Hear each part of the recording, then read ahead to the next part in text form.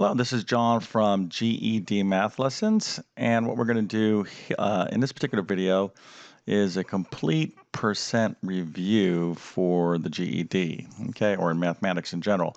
So I'll tell you a little bit more about my free GED math course at the end of this video, but for now, let's go ahead and get into percent.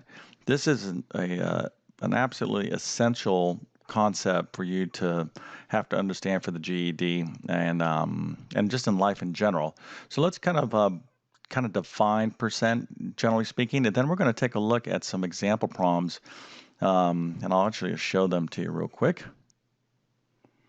And here we go. Number one, you can kind of see the problems here. Number 1, 2, 3, and 4. And if you want, wasn't intending to do this, but this may not be a bad idea. If you want to pause the video and see if you can answer these questions, that'll actually be a good little pop quiz to see where you stand in terms of percent.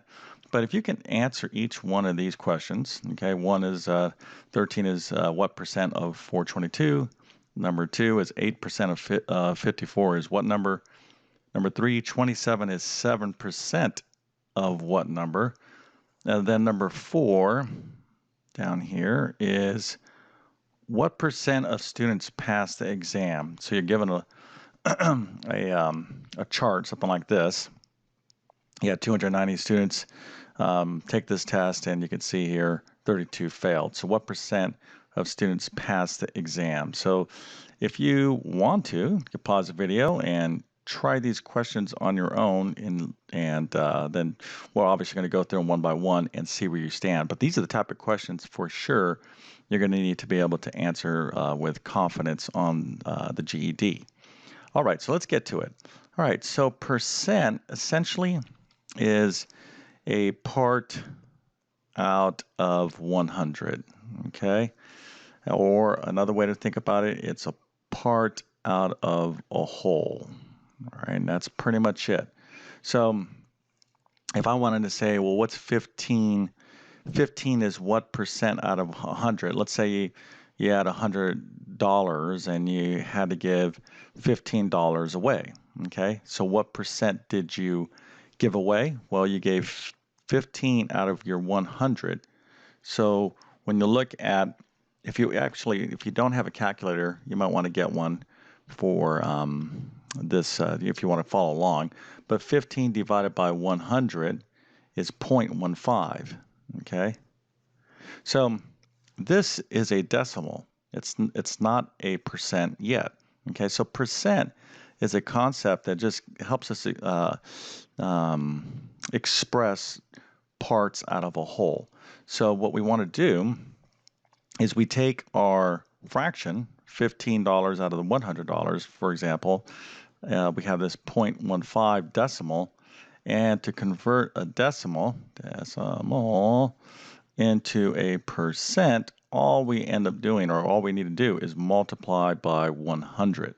Okay, and when we do that, we get to 15.0. We don't need to write the 15.0, but the decimal place effectively moves 2 places to the right when you multiply by 100. Wherever your decimal place is at currently, just move it over 2 to the right and you'll get there. So this probably sounds pretty familiar to all of you.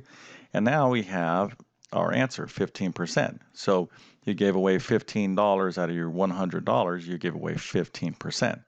Now, that's kind of the definition of percent, a part out of 100, very easy to see. Now, how about if, let's say you gave away $15, but you started off with $87, right? So you had $87 and you gave away $15. Well, this is a different kind of scenario, right? So percent, we're going to do the same type of concept here. Okay, so we think of it as a part out of a whole. So this is what I want to kind of, explain to you before we take a look at these various problems, just to get the general concept, right? So if you had $87 and you had to give away 15%, how much did you give away, right? So in our first example here, the $15 out of the 100 was 15%, okay? It's pretty simple because it's the amount out of 100 turns out to be the percent, but it's gonna be different here, okay? So we do the same thing. Let's take 15 and actually divide it by 87 and see what decimal we get. So 15 divided by 87 is equivalent to the decimal 0.172. Okay, so, and there's some other digits there, but we're just going to stick with 0.172. Now, remember, now that we see this fractional kind of relationship, the part out of the whole, we're seeing it now expressed as a decimal. Okay, it's decimal equivalent 0.172. This is a decimal. Okay, we want the percent. So to see the decimal as a percent, again, remember, all we have to do is multiply by 100, which again is the same thing as moving the decimal point over 2 places to the right. So 0.172, here I'll show you the math, 0.172 times 100 is going to be 17.2, and then we put that little percent symbol, 17.2%. So if you had $87 and someone, let's say your mom or somebody came up to you and said, hey, give 17.2% away to your little sister, you'll end up giving $15 away approximately, because there's some more decimal points in here. Okay, so this is the main concept I want you to kind of understand, because this is going to help you with word problems, etc. All right, so with that being said, let's take a look at these particular problems and work through them. Now, I will say the way I'm going to approach these problems, I'm going to be setting up, in some of the instances, I'm going to set up some very basic algebra equations. So if that kind of scares you, you might want to do a little bit of review. It's not difficult, so just stick with me, but it's a great way to do percent problems. However, I want to state right up front, if you were able to get these problems correct on your own, okay, then stick with your approach, because there's different ways to kind of remember, approach percent problems. All right. I'm only advocating, I'm going to support the way that you remember the best. But if you don't understand percent at all, then the way I'm going to show you here is, I believe, is the most direct way to think about it. Okay, so let's get to these problems here. Start with number 1. So 13 is what percent of 422? So remember, when you're like thinking about, okay, 13 is what percent of 422? Remember, always think of percent as part out of the whole, okay? So in this problem, what is the part and what is the whole? Okay, well, the part is 13 and the whole is 422. Okay, so we want to set up the fraction 13 out of 422. Okay, that's the whole structure. So 13 out of 422 is the part out of the whole. So now we go ahead and just convert this, okay, into a decimal. So I'm going to go ahead and do that on my calculator. So that's 13 divided by 422.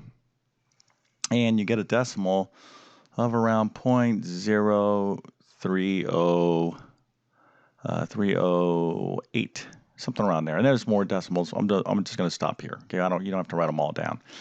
However, what we did, we just took this part out of the whole fraction and we just converted it into a decimal.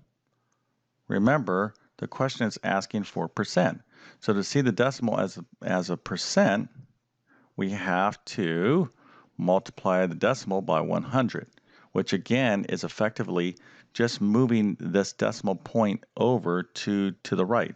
So if you want, if that bothers you, just take your 0.0308 and multiply it by 100, and you'll see that all that happens is this decimal point moves over 2 to the right. Okay, and so this as a percent is going to be 3.08%. That's what we put our symbol in. Okay, and now if you think about it, if somebody gave you let's say well, here's the answer, 3.08%. But I want you to think about this with common sense, because another way is to look at your problems, your answers, and you have to use kind of like the common sense check, right? Let's say you loaned somebody $422, okay? And you said, hey, I want 25% of my, my loan paid back within the first week, and then they gave you $13.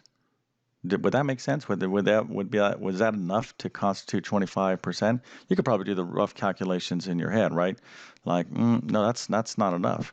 So you know that 13 is not that much of a percent out of 422. So this answer, 3.08%, it makes sense. Now, because just think about it, 13 is what percent out of 100? If you loaned someone $100, right? Let's say you did a loan of $100 to someone and they paid you back $13. Remember, we can look at the strict definition of percent and say, oh, that's 13 out of 100, part out of a whole, or 13%. Very direct, right? So, but because you loaned them a bigger amount, in this case, let's say 422, 13 is going to constitute a lesser percent. And so our answer here is 3.08%. It makes sense. Okay.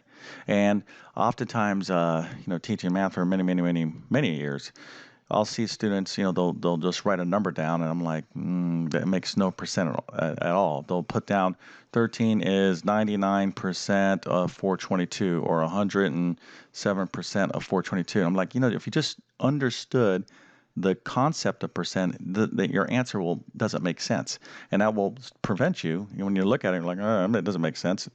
That will prevent you from putting down a wrong answer on your exam. Okay, and also like, ooh, I did something wrong in the setup to this problem. Okay, very, very important.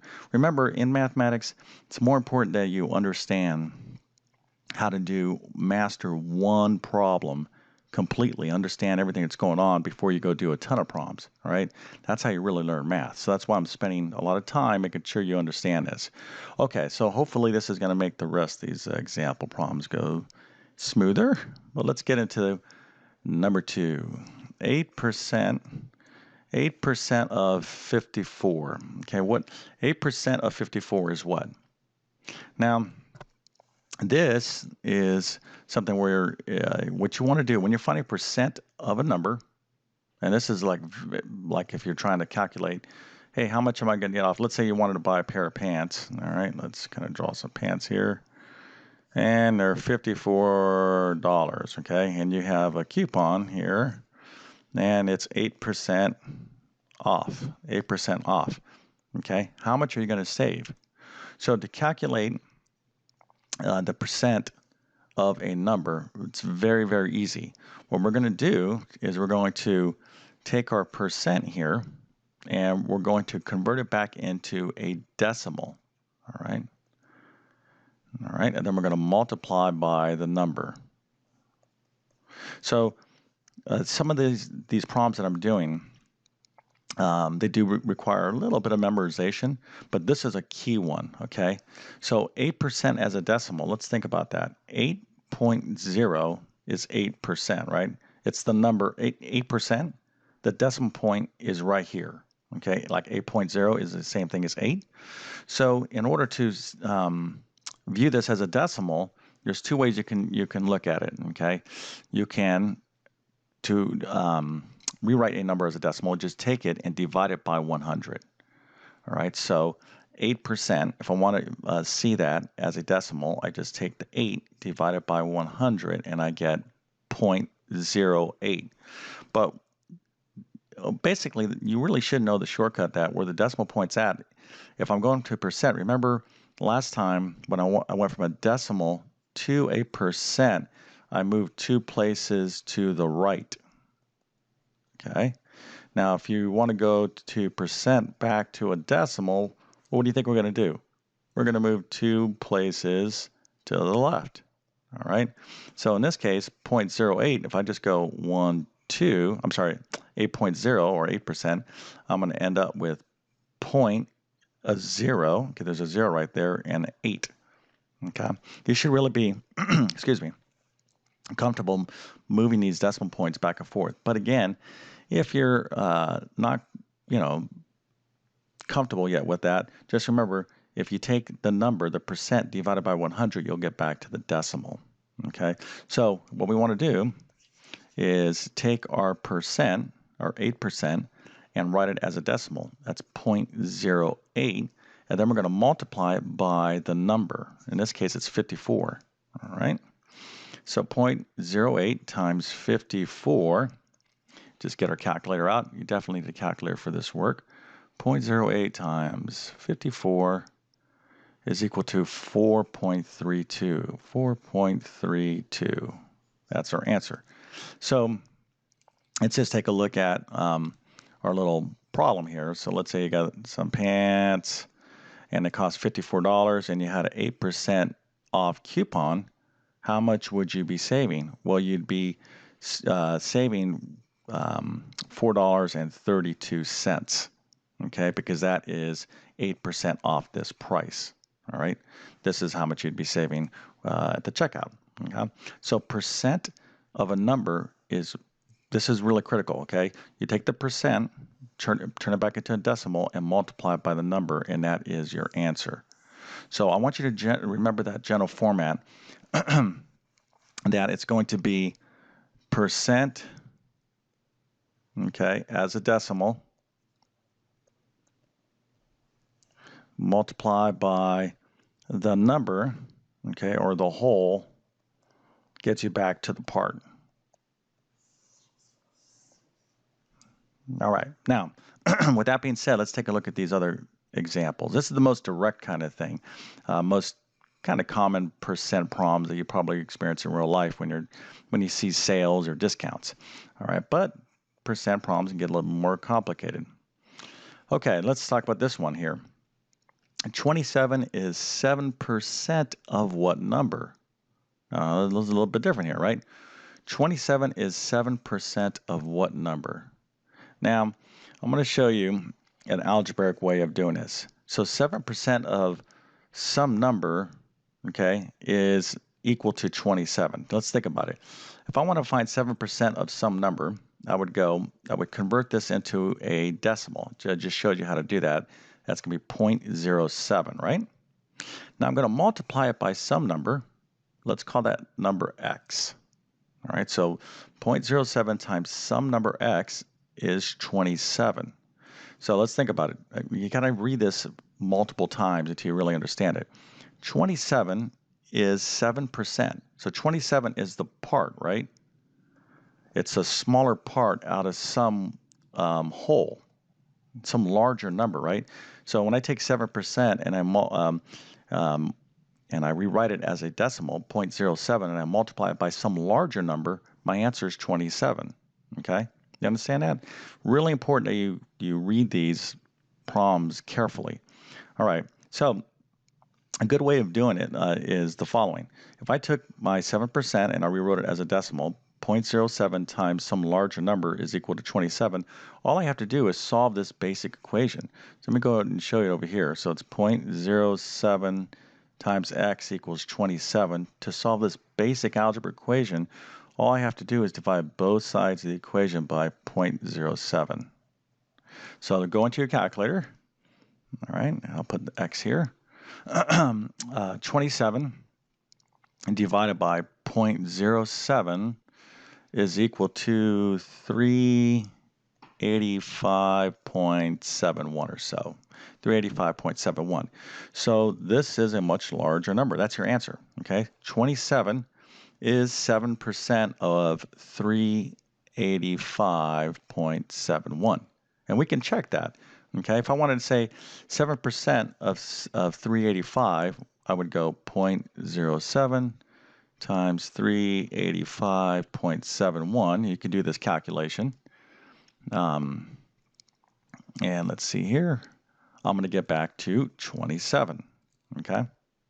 So again, that's why I put down 4 different type of problems in terms of percent. They're all a little bit different, you know, and in their own way. But if you understand these 4 type of flavors of percent problems, you should be good to go. But you do have to practice them, and you don't want to confuse how to do that. And now let's think about it. Does it make sense? 27 is around 7% of 385. Yeah, that makes sense. Okay, like common sense, from a common sense perspective.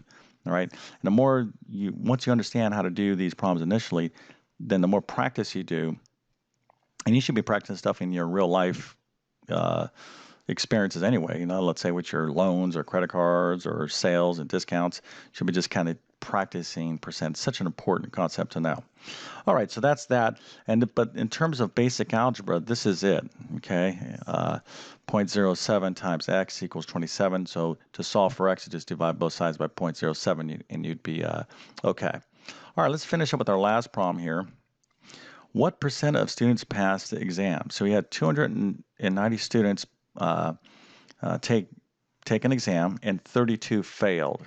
Okay, so it was 32 failures. So how many passed? So let's take a look. This is the part, right? And the 290 is the whole. So in terms of percent, part out of the whole is what we're looking for, right?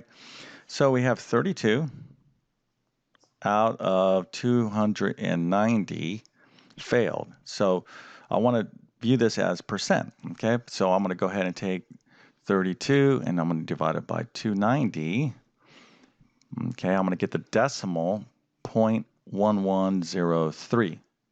Now, once I have my decimal 0.1103, I need to go ahead and I want the percent, not the decimal, so I have to multiply this by 100 or simply move the decimal point over 2 places to the right. So that gives me 11.03%. So if that is your answer, you would be incorrect. And you might say, well, what are you talking about? This is another thing with percent questions, okay? They love teachers, and, for some reason they want to make your life difficult. They're going to try to trick you. They want you to answer the question correctly, okay? What percent of students passed the exam? What does 11.03% represent? See, when you look at this chart, 11.03% represents the number of people who failed. Okay, so if the question was, what percent of students failed the exam, your answer would be 11.03. So how can I get the percent of students that passed? So all you have to do here is just subtract from 100%, okay? So 290 is 100%, 11.03%. These guys failed. So if I subtract out, this is the total, right? So I just go ahead and take 100 and subtract that from 11 or 11.03, excuse me, subtracted from 100, and I get 88.97% passed. Okay, so this is the correct answer. So oftentimes they'll give you some sort of visual problem. It could be a pie chart, bar graph, all kinds of different area-related problems where you have to, pick out the concepts of part and whole and then determine the percent from there. The key thing is this. Think about it. Does it make sense that, let's look at the chart. Did more people pass or fail in this particular exam result? Well, clearly you had a lot more people, pass the exam. There was only a little bit that failed, okay? Now, another approach to this problem is the following. How many people passed the exam? So if 32 failed, okay, and 290 took the test, we could do it this way, 290 minus 32. Again, different ways to approach this exam. Now, this is on the pie chart, but I could have put in 258. But that would have been making your life too easy, okay? The test, they're going to want you to kind of figure that out on your own, okay, to approach this. But that's how many people passed. So in this case, you're like, okay, the part out of the whole that I want in terms of passing the exam would have been 258 divided by 290. Now let's go ahead and do that division real quick. 258 divided by 290. Oh, lo and behold, it turns out to be 0.889. It's a little bit off because the decimals are there, but basically it's pretty much 88.96. Effectively, that's the same answer, okay? And you'll see that. And when I convert that decimal into a percent, you'll get 88.9%. Let's just call it 88.9%. And that's a more direct way of doing it. But oftentimes, they won't show you this information, and they won't even show you this. They're going to basically need you. They're testing your comprehension of percent in your interpretation, because in real life, things aren't going to be given spelled out to you. You need to understand the concept and reason your way through the problem. But anyways, if you understood these 4 type of problems, and if you're able to get all of these right, and like this little, like, before you even saw the results, then you're in a pretty solid place in terms of percent. If you struggle a little bit, master these 4 problems really, really well, and then go on and do additional practice, and you'll be in good shape for the GED. All right, so I'm going to go ahead and wrap this up. If you enjoyed this video or my videos, please subscribe to my channel and maybe give it a thumbs up, and let me know what your experiences are with percent and maybe how you do it. I try to read as many comments as possible so I can make more videos that help you. And of course, I want to invite you over to my free GED math course, gedmathlessons.com. I'll leave the link in the description of this video. But again, percent, super important for the GED. Absolutely, you're going to be tested on it. Got to know it. But hope this video helped you out. Thanks for watching, and have a great day. Take care.